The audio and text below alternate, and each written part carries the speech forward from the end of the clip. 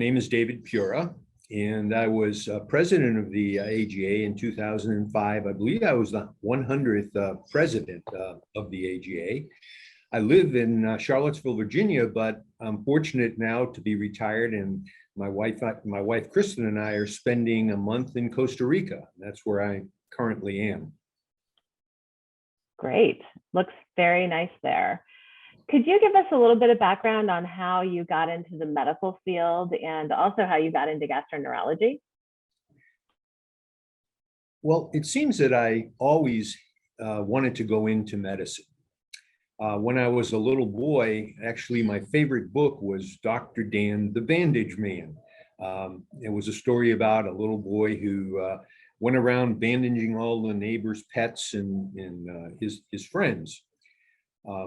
And I just always was going to be a doctor. I can never remember a time when I wasn't. Well, after graduation from college, I was in ROTC. So went to medical school and I joined the Army. And I did my internship and residency in the Army. And I actually intended to be a neurologist when I left medical school, but I had no neurology training scheduled for my internship. And I had two outstanding mentors during my internship and residency, both gastroenterologists.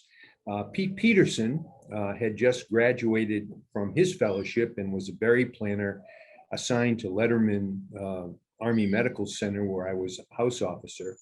And I was really impressed by him. And I think probably he, more than anyone else, cemented my decision to go into gastroenterology. I also crossed paths with Marv Schuster, who was a past president of the AGA. Marv was at the time chief of medicine at the VA in San Francisco. And I had several rotations at the VA hospital, and I get greatly influenced by Marv and his passion and love for medicine, but also for gastroenterology. So that sort of cemented my desire to be a gastroenterologist. What would you tell someone today who's considering a career in gastroenterology? Well, I think gastroenterology is a changing field. There's going to be a lot of new advances in the field. I entered gastroenterology in the BC era, before cimetidine, before colonoscopy, and a lot has happened during that time, technologically and also pharmacologically. But I think that in the future, gastroenterology may be moving away from really being highly technical into more concerned with the effects of the microbiome and more back to gastric physiology, something that maybe the younger generation now has totally forgotten. But I think in the future, that's going to be really the emphasis of the specialty. There'll still be a procedural aspect to gastroenterology, but I think we're going to be learning more about how the gut interacts with the rest of the body, and that's really exciting. What motivated you to join the AGA governing board and eventually become president? Well, I've always been interested in medical education. And I was asked to serve on the education committee of the AGA and later to chair that committee. And I saw the governance of the organization supporting education. And for that reason, I wanted to really become active in the AGA governance. So following my stint on the education committee, I served on the council, chairing the clinical practice section. And when given the opportunity to serve in the AGA leadership, I was very, very excited because I knew that the organization had a very vibrant future, and I was honored really to be selected to be part of that in help guide the future of the organization. What do you recollect from your time as AGA president? Well, I guess every president remembers the sort of the controversies that were present, and during my time as president, there was a lot of concerns about colorectal cancer screening, how there might be technologies that are going to threaten the future of gastroenterology practice. But I think what I remember most is how the organization really rallied around its membership and supported medical education and also medical research, because especially research funding was being cut, and the AGA was a champion to ensure that young investigators and mid-range investigators continued to be funded and would be able to, I guess, come up with the discoveries and everything that we're going to keep the future of our specialty alive. How would you say you left your mark on AGA when you, as president? There were 3 P's of the Peura presidency. One was professionalism. At that time, I think that people were looking at gastroenterologists as procedurists rather than the true professionals we were. And I tried to emphasize the importance of professionalism in our specialty. It's important to do procedures, but also it's important really to relate to the patient. So the first P was professionalism. The second was political action, because there were lots of threats from the government concerning cuts in reimbursement, cuts in research funding, changes in how we practiced. And the only way we could really affect that was to become involved actively in the political process. So the second P was political action. And the third P was philanthropy.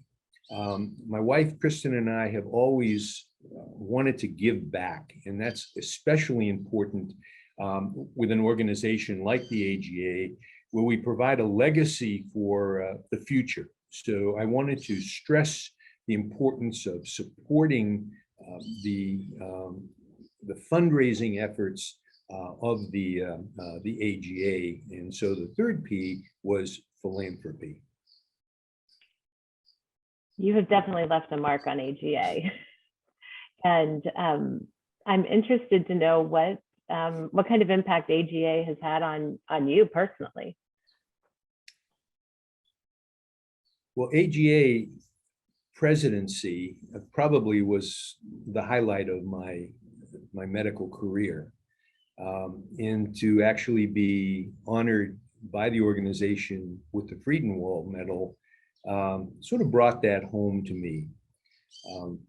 And to have the recognition of my peers for my contributions, and also the opportunity to interact with so many mentors, past presidents, future presidents of the organization, just helped shape my life personally, from their examples, but also professionally, because they are true consummate professional individuals.